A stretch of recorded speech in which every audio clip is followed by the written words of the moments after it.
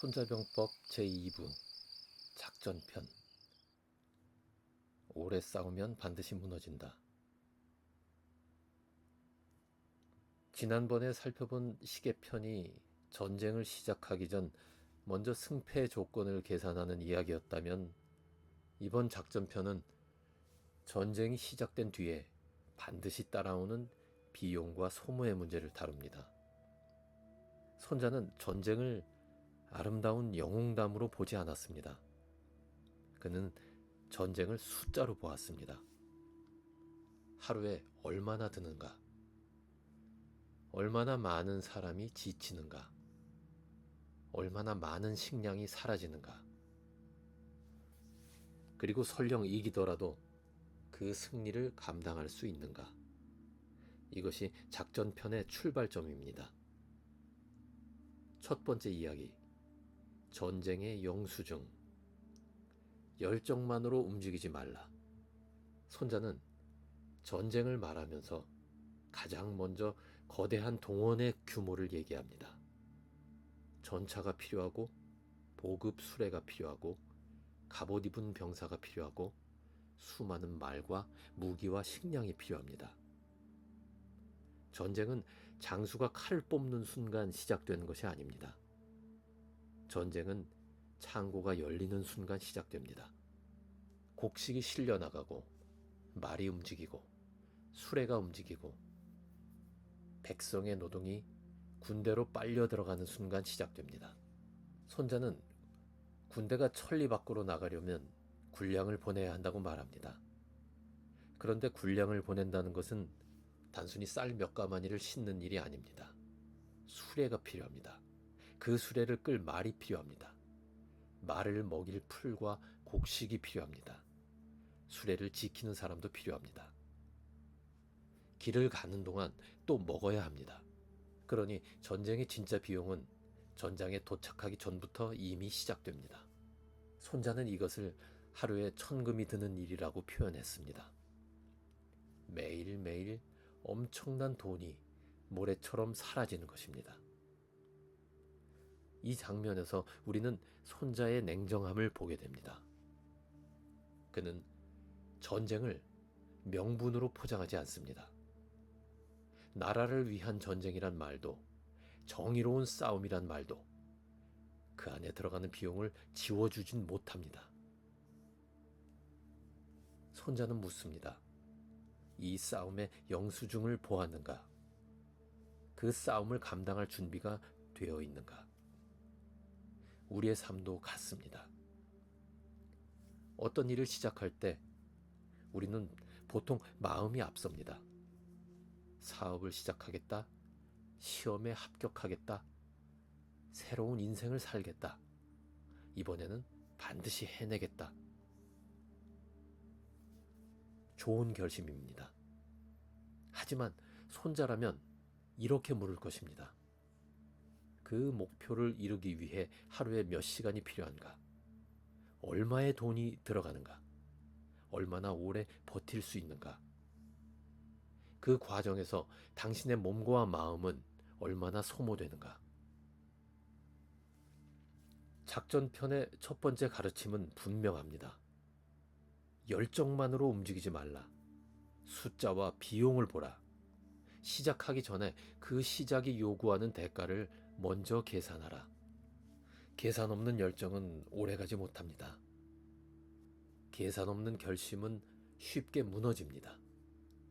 진짜 전략은 뜨겁게 시작하는 데 있지 않습니다. 끝까지 감당할 수 있는 구조를 만드는 데 있습니다. 두 번째 이야기, 장기전의 저주, 번아웃과 매몰 비용. 손자는 이어서 말합니다. 아무리 이기고 있는 싸움이라도 오래 끌면 무기는 무뎌지고 날카로운 기세는 꺾인다고 말합니다. 이 말은 작전편의 핵심입니다. 전쟁에서 가장 무서운 것은 패배만이 아닙니다. 오래 싸운 것 자체가 재앙이 될 수 있습니다. 처음에는 병사들의 사기가 높습니다. 칼날은 날카롭고 말은 힘차게 달리고 깃발은 거칠게 펄럭입니다. 그러나 시간이 지나면 모든 것이 변합니다. 칼은 닳습니다.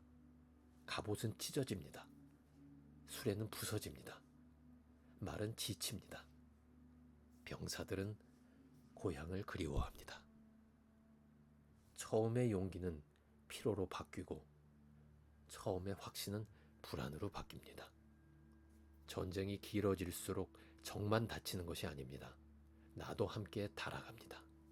손자는 성을 억지로 공격하는 것도 경계했습니다.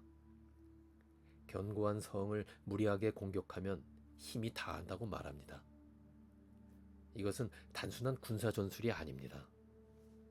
인생에도 무리하게 공격해서는 안 되는 성이 있습니다. 끝없이 이어지는 소송, 계속 손실만 내는 사업, 아무리 말해도 통하지 않는 관계, 이미 틀어진 상황을 자존심 때문에 놓지 못하는 마음. 이런 싸움 앞에서 계속 버티는 것은 용기가 아닐 수 있습니다. 때로는 어리석은 소모일 수 있습니다. 현대적인 말로 하면 번아웃입니다. 처음에는 내가 싸움을 이끌고 있다고 생각합니다. 하지만 시간이 지나면 싸움이 나를 끌고 갑니다. 잠을 빼앗고 마음을 빼앗고 판단력을 흐리게 만듭니다. 그리고 더 무서운 것은 매몰 비용입니다. 이미 쓴 시간이 아까워서 멈추지 못합니다. 이미 쓴 돈이 아까워서 더 넣습니다. 이미 상처받은 마음이 아까워서 더 붙잡습니다. 그러나 손자는 말합니다. 오래 끌수록 더 큰 비용이 생긴다. 이미 쓴 것이 아까워 계속 싸우는 순간 우리는 더 많은 것을 잃기 시작합니다. 그리고 내가 지쳐 약해지면 주변의 다른 경쟁자들이 그 틈을 노립니다. 손자는 이 점도 놓치지 않았습니다. 전쟁이 길어져 무기와 사기와 재물이 모두 바닥나면 다른 제후들이 그 약점을 틈타 일어난다고 말합니다. 이것은 오늘날에도 똑같습니다. 한 회사가 내부 싸움에 빠져 있으면 경쟁사가 시장을 차지합니다. 한 사람이 한 가지 실패에 묶여 있으면 새로운 기회를 놓칩니다.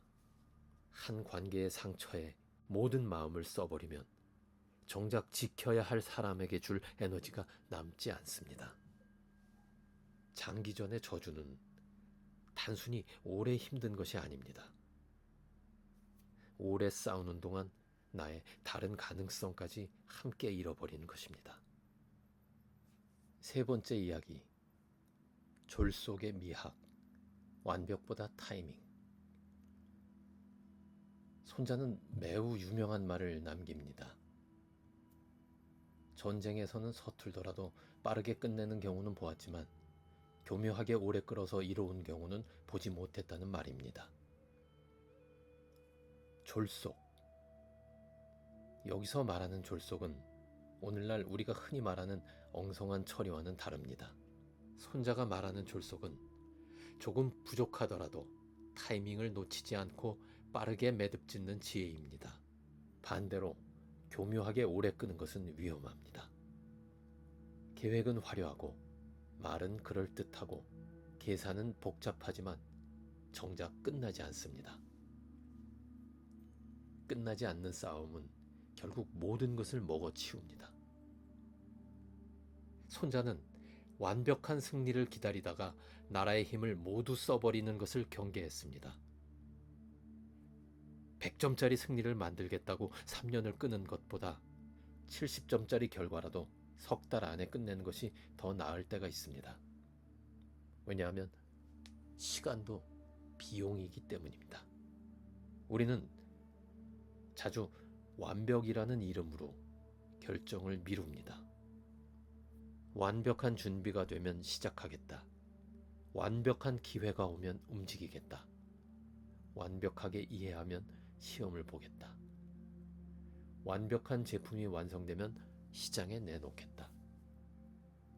하지만 현실은 기다려주지 않습니다. 기회는 지나가고 시장은 변하고 사람의 마음은 바뀌고 내 에너지도 줄어듭니다. 손자의 졸속은 조급함이 아닙니다. 완벽하지 않아도 끝낼 줄 아는 용기입니다. 사업에서도 그렇습니다.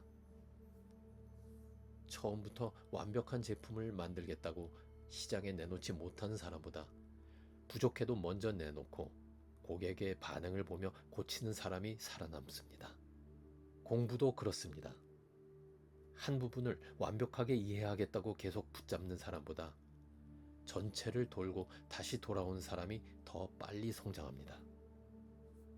인간관계도 그렇습니다. 모든 오해를 완벽하게 풀겠다고 끝없이 붙잡고 있는 것보다 어떤 관계는 조용히 내려놓는 것이 더 지혜로울 때가 있습니다. 작전편은 우리에게 묻습니다. 당신은 지금 완벽이라는 말 뒤에 숨어 있지는 않습니까? 결단해야 할 일을 미루고 있지는 않습니까? 끝내야 할 싸움을 아직도 붙잡고 있지는 않습니까? 손자는 말합니다. 전략은 오래 버티는 기술이 아니라 적절한 때에 끝내는 기술이다. 완벽보다 중요한 것은 타이밍입니다. 끝내야 할 때 끝내는 사람만이 다음 싸움을 준비할 수 있습니다. 네 번째 이야기, 일양우적. 남의 자원으로 나를 키워라. 작전편의 네 번째 가르침은 보급과 자원의 문제입니다. 손자는 전쟁의 해로움을 깊이 알지 못하면 전쟁의 이로움도 알 수 없다고 말합니다. 이 말은 매우 중요합니다. 어떤 일의 장점만 보는 사람은 그 일을 제대로 아는 사람이 아닙니다. 사업의 가능성만 보고 위험을 보지 못하면 실패합니다. 투자의 수익만 보고 손실을 보지 못하면 무너집니다. 공부의 목표만 보고 체력과 시간을 보지 못하면 중간에 꺾입니다. 손자는 이익과 손해를 함께 보라고 말합니다. 그런 뒤에야 진짜 전략이 시작됩니다. 손자는 군사를 잘 쓰는 사람은 병사를 반복해서 징집하지 않고 군량을 여러 번 멀리 실어 나르지 않는다고 말합니다. 왜냐하면 백성을 계속 쥐어짜면 나라가 무너지기 때문입니다. 먼 곳으로 식량을 나르면 백성이 가난해집니다. 군대가 머무는 곳은 물가가 오릅니다. 물가가 오르면 백성의 재산이 마릅니다. 재산이 마르면 세금과 부역의 부담이 커집니다.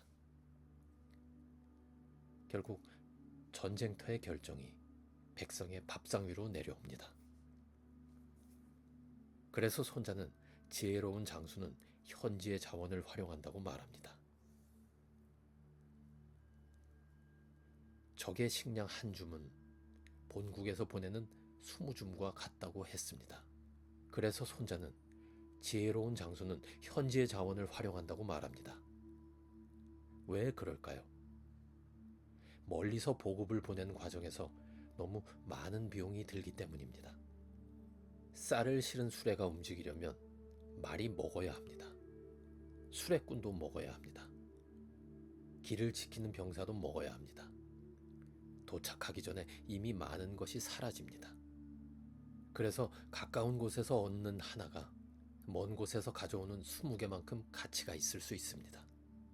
이것이 현지 자원 활용의 효율입니다. 오늘날에도 마찬가지입니다. 모든 것을 내 힘만으로만 하려 하면 금방 바닥납니다. 이미 있는 도구를 활용해야 합니다. 이미 검증된 지식을 배워야 합니다. 이미 만들어진 플랫폼을 이용해야 합니다. 혼자 모든 것을 만들려고 하지 말고 세상에 존재하는 자원을 내 목표에 맞게 연결해야 합니다. 공부하는 사람이라면 좋은 교재, 기출문제, 강의, 선배들의 경험을 활용해야 합니다. 창작자라면 도구를 활용해야 합니다. 전략은 혼자 버티는 고집이 아닙니다. 전략은 자원을 연결하는 능력입니다. 적은 비용으로 더 큰 효과를 내는 사람, 주어진 환경을 자기 편으로 바꾸는 사람, 그런 사람이 손자가 말하는 지혜로운 장수입니다. 5번째 이야기, 승적 이익강. 이긴 뒤에 더 강해지는 법. 작전편은 승리 이후의 태도도 말합니다. 손자는 적의 전차를 빼앗았다면 그것을 부수지 말고 깃발을 바꾸어 아군의 수레로 쓰라고 말합니다.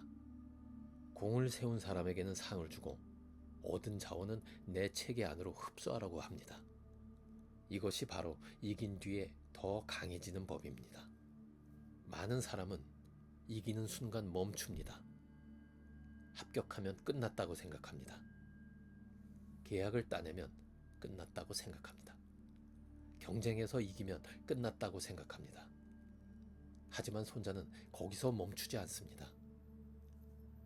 이겼다면 그 승리를 자산으로 바꾸어야 합니다. 얻은 것을 내 시스템 안에 넣어야 합니다. 경험을 기록해야 합니다. 성과를 낸 사람에게 보상해야 합니다. 새로운 자원을 조직의 힘으로 만들어야 합니다. 이것이 없으면 승리는 한순간의 기쁨으로 끝납니다. 그러나 이것이 있으면 승리는 다음 승리의 기반이 됩니다. 사업에서 경쟁사를 이겼다면 그 시장과 고객의 흐름을 배워야 합니다. 공부에서 시험을 치렀다면 틀린 문제를 분석해야 합니다. 실패했다면 그 실패의 이유를 분석하고 기록해야 합니다. 갈등을 겪었다면 다음에 같은 상처를 반복하지 않도록 기준을 세워야 합니다. 그렇게 해야 우리는 싸움 뒤에 더 강해집니다. 손자의 가르침은 단순합니다. 전리품을 자산으로 바꾸라. 적의 무기를 내 무기로 바꾸라. 상처를 교훈으로 바꾸라. 경험을 시스템으로 바꾸라. 이긴 뒤에 더 강해지는 사람은 싸움을 할수록 성장합니다. 그러나 이겨도 아무것도 배우지 못하는 사람은 승리 속에서도 약해집니다. 진짜 승자는 상대를 쓰러뜨리는 사람이 아닙니다. 진짜 승자는 싸움이 끝난 뒤 그 싸움을 통해 더 큰 힘을 얻는 사람입니다. 작전편의 마지막 가르침은 매우 분명합니다. 전쟁은 승리를 귀하게 여기지 오래 끄는 것을 귀하게 여기지 않습니다. 오래 버티는 것이 언제나 미덕은 아닙니다. 계속 참고 견디는 것이 언제나 지혜는 아닙니다. 끝까지 붙잡고 있는 것이 언제나 성실함을 의미하진 않습니다. 어떤 싸움은 빨리 끝내야 합니다. 어떤 일은 빨리 정리해야 합니다. 어떤 관계는 조용히 내려놓아야 합니다. 어떤 목표는 방식을 바꾸어야 합니다. 왜냐하면 우리의 시간과 에너지는 무한하지 않기 때문입니다. 힘은 한정되어 있습니다. 마음도 한정되어 있습니다. 하루도 한정되어 있습니다. 작전편은 삶의 비용을 아는 지혜입니다. 시작하기 전에 비용을 보라. 오래 끌기 전에 소모를 보라. 얻은 것이 있다면 그것을 내 힘으로 바꾸라. 그리고 무엇보다 이겨도 나를 잃는 싸움은 피하라. 오늘 밤 손자는 우리에게 조용히 묻습니다. 당신은 지금 어떤 싸움을 하고 있습니까? 그 싸움은 당신을 더 강하게 만들고 있습니까? 아니면 조용히 당신을 소모시키고 있습니까? 당신이 붙잡고 있는 것은 진짜 목표입니까? 아니면 이미 들인 시간과 돈이 아까워 놓지 못하는 미련입니까? 완벽이란 말로 결정을 미루고 있진 않습니까? 본전 생각 때문에 이미 끝났어야 할 싸움을 계속하고 있진 않습니까? 전략적인 사람은 모든 싸움에 뛰어들지 않습니다. 그리고 이미 시작한 싸움이라도 그것이 자신을 무너뜨린다면 멈출 줄 압니다. 싸워야 한다면 짧게 끝내고 얻은 것이 있다면 내 힘으로 바꾸고 지켜야 할 것이 있다면 반드시 지켜야 합니다. 힘을 아껴야 합니다. 시간을 아껴야 합니다. 마음을 아껴야 합니다. 그리고 무엇보다 오래 끌수록 나를 무너뜨리는 싸움이라면 당장 그 싸움을 멈추어야 합니다. 다음 시간에는 손자병법의 세 번째 장, 모공편으로 들어가겠습니다. 모공편은 손자병법에서 가장 유명한 가르침을 담고 있습니다. 가장 뛰어난 승리는 싸워서 이기는 것이 아니라 싸우지 않고 이기는 것이다. 그 깊은 지혜의 길로 다음 시간에 다시 찾아오겠습니다.